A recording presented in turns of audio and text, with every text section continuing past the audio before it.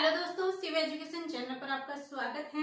हम राजस्थान पशु परीक्षा की तैयारी कर रहे हैं। उसके अंदर हमने राजस्थान भूगोल का सेशन चालू कर रखा है और राजस्थान के भूगोल के हम पढ़ रहे हैं अरावली के प्रदेश। अरावली को हमने 3 भागों में उप विभागों में विभाजित किया और 3 उपभागों के अंदर हमने पहला उत्तरी अरावली, मध्य अरावली और दक्षिणी अरावली। उत्तरी अरावली में खेतड़ी से सांबर तक हमने ये पढ़ लिया।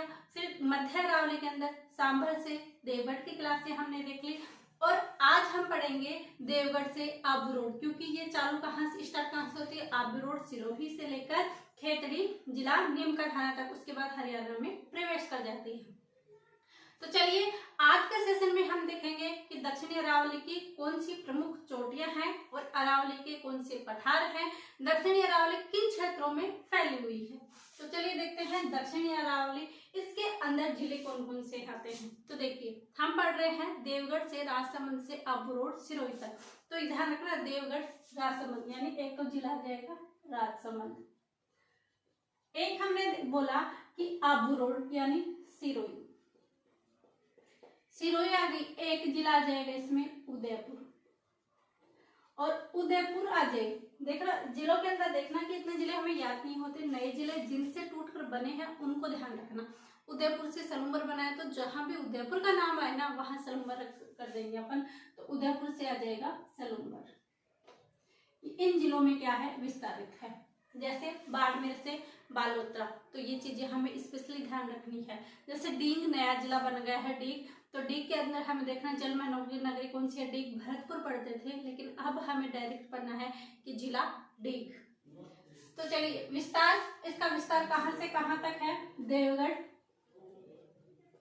आपको पता है देवगढ़ कहां पर स्थित है, दोबारा लिखने की आवश्यकता नहीं है। तो देवगढ़ से आगे कहां तक जाएगी, आबू रोड सिरोही तक, आबू रोड तक। फिर आ जाती है इसकी प्रमुख चोटियां, कि जो दक्षिण अरावली है इसकी प्रमुख चोटियां कौन कौन सी है। तो दक्षिण अरावली में हम देखते हैं ये आबू रोड तक है। आबू रोड में क्या है, माउंट आबू, गुरु सिक्कर। गुरु सिक्कर की कितनी ऊंचाई है, 1722।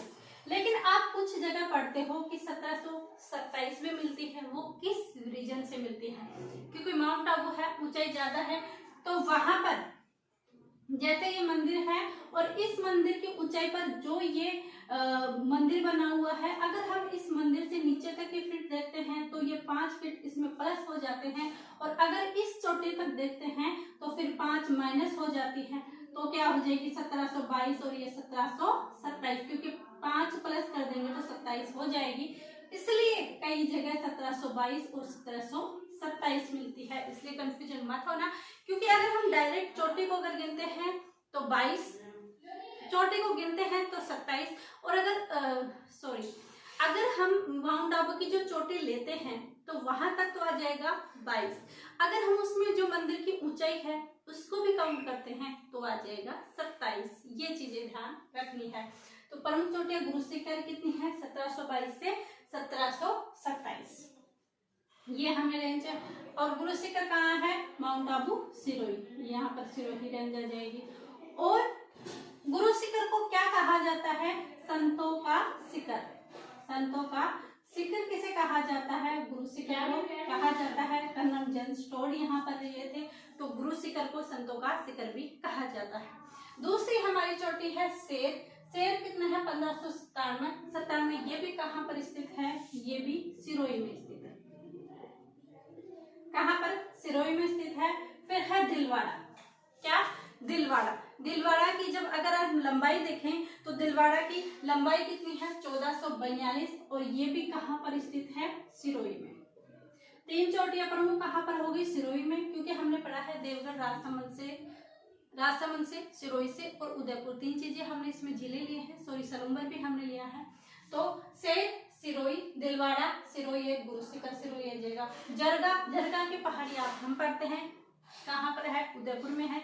कितनी है, 1431। अगर हमसे इसकी लंबाई पूछता है कि लंबाई कितनी है तो आ जाएगा 1431। कहाँ पर, उदयपुर में।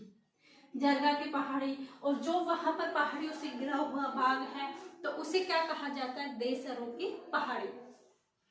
तो जरगा की पहाड़ी 1431 उदयपुर में है। अचलगढ़, कहाँ पर है, सिरोही में। और कुंभलगढ़ कहाँ पर है, राजसमंद में। तो इनकी ऊंचाई कितनी है, अचलगढ़, अचलगढ़ कितनी है 1380, कितने हैं 1380, और ये भी कहाँ पर स्थित है, सिरोही में। फिर आती है कुंभलगढ़, कुंभलगढ़ पे कुंभलगढ़ किला भी बना हुआ है 1224, और ये कुंभलगढ़ कहाँ है, राजसमंद में, जहाँ काफी पर्यटक आते हैं, काफी घूमने जाते हैं। कुंभलगढ़ किला वहां पर बना हुआ है। तो चलिए ये हो गई दक्षिण अरावली को हम दोबारा देखते हैं। इसमें जिले हैं राजसमंद, सिरोही, उदयपुर और सलूमबाग। विस्तार देवगढ़ से आबूरोड तक। प्रमुख चोटियां हैं, संतों का शिखर कहा जाता है, सॉरी प्रमुख चोटियां हैं गुरु शिखर, जिसे संतों का शिखर कहा जाता है, शेर 1597, दिलवाड़ा 1442, जरगा 1431, अचलगढ़ 1380 और कुंभलगढ़ 1224। ये कहाँ पर स्थित है, ये चीजें हमने देख ली। अब देखते हैं अरावली के जो प्रमुख पठार हैं, उन चीजों को हम इस क्लास में देखते हैं। तो जो सबसे ऊंचा पठार है वो कौन सा है, उड़िया का पठार है।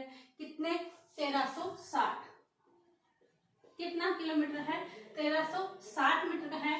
और 1360 मीटर है। अगर हमसे पूछा जाए कि उड़िया का पठार कहाँ पर स्थित है, तो क्या आ जाएगा, सिरोही में। और एक आबू का पठार आबू से ही हो रहा है, तो कितनी है 1200, और ये भी कहाँ पर स्थित है, सिरोही में। कहाँ पर स्थित है, सिरोही में। उड़िया का पठार सबसे ऊंचा पठार है, कहाँ पर है, सिरोही में 1360। आबू का पठार 1200 है, कहाँ पर स्थित है, सिरोही में। काकनबाड़ी और कासन का पठार, इससे पहले हम इसको कहाँ पर पढ़ते थे, अलवर में, लेकिन अब ये अलवर से ही टूटकर बना नया जिला खेड़तल तिजारा में है। क्या है, खेड़तल, खेड़तल तिजारा। काकनबाड़ी और कासन का पठार कहाँ पर है, खेड़तल तिजारा पर। फिर आता है मेसा का पठार। मेसा का पठार कहाँ पर है, चित्तौड़गढ़ में। चित्तौड़ का जो किला बना हुआ है वो किस पठार पर बना हुआ, मेसा के पठार पर, तो आ जाएगा चित्तौड़गढ़।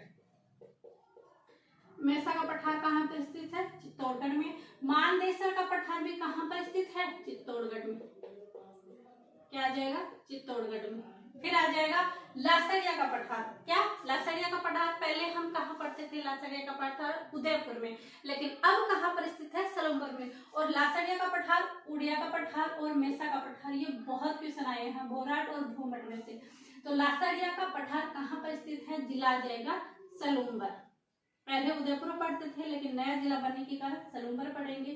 फिर आता है भोराट और भूमट, दोनों में कंफ्यूजन वाला। तो भोराट आ जाएगा, भूमट यानी भूमट कहाँ बोलेंगे, आदिवासी क्षेत्र को। तो आदिवासी क्षेत्र कहाँ आ जाएंगे, इधर डूंगरपुर बांसवाड़ा के अंदर। और अगर हमसे पूछा जाता है कि भोराट का पठार कहाँ है, तो कुंभलगढ़ राजसमंद में। क्या, राजसमंद में। कुंभलगढ़, कुंभलगढ़ कहाँ है, राजसमंद में, राजसमंद। कुंभलगढ़ राजसमंद से गोगंदा के पहाड़ी, गोगंदा की पहाड़ी। तो क्या जाएगा, अगर हमसे पूछा जाए कि भोराट का पठार कहाँ है, तो जाना है कुंभलगढ़ के अंदर। भोराट कहाँ है, कुंभलगढ़। अगर आ जाए भोमट, तो भोमट आदिवासी क्षेत्र में जाना है, डूंगरपुर बांसवाड़ा। तो ये भोमट आ जाएगा डूंगरपुर बांसवाड़ा। भोमट का आ जाएगा डूंगरपुर बांसवाड़ा, जहां आदिवासी क्षेत्र है डूंगरपुर बांसवाड़ा। सिरोही का भी क्षेत्र आ जाता है इसके अंदर, उदयपुर का भी क्षेत्र, कुछ क्षेत्र आ जाते हैं इसके अंदर। फिर आता है उपरमाल का पठार, यह आ जाएगा बिजोलिया से, बिजोलिया से वैसारगढ़ तक, बिजोलिया से वैसारगढ़ तक। तो हमने क्या पढ़ा, प्रमुख पठार देखे हैं। इस पठार के अंदर हमने देखा कि उड़िया का पठार 1360 मीटर सिरोही में, आबू का पठार 1200 सिरोही में, काकनबाड़ी कासन का पठार पहले अलवर में था, लेकिन अब कहाँ पर स्थित है, खेड़तल तिजारा में। मेसा का पठार चित्तौड़गढ़ में, मानदेसर का पठार चित्तौड़गढ़ में, लासरिया पठार पहले उदयपुर में था, अब जिला सलूमबाग बना है। भोराट का पठार कुंभलगढ़ राजसमंद से गोगंदा की पहाड़ी, गोगंदा की पहाड़ी कहाँ पर स्थित है, उदयपुर में। कहाँ पर स्थित है, उदयपुर में। फिर है भोमट का पठार डूंगरपुर बांसवाड़ा, उपरमाल का पठार बिजोलिया वैसारगढ़। वैसारगढ़ कहाँ पड़ता है, चित्तौड़गढ़। यहाँ पर चित्तौड़गढ़ में। तो ये हमने 2 स्लाइड इसके अंदर देखी, दक्षिणी अरावली और दूसरा देखा अरावली के प्रमुख पठार। तो ये चीजें हमने राजस्थान भूगोल के अंदर हमने अरावली का क्षेत्र कंप्लीट कर लिया है। अब हम पढ़ने वाले हैं क्या, इसके आगे जो क्लासें आएगी, इसके आगे जो हमें पूर्वी मैदानी या दक्षिण पूर्वी मैदानी के अंदर हम देखेंगे नेक्स्ट क्लास में। यह वीडियो आपको कैसे लगी कमेंट करके जरूर बताएं। वीडियो को लाइक शेयर एंड सब्सक्राइब करना ना भूलिए। आप सभी का धन्यवाद। Thank you.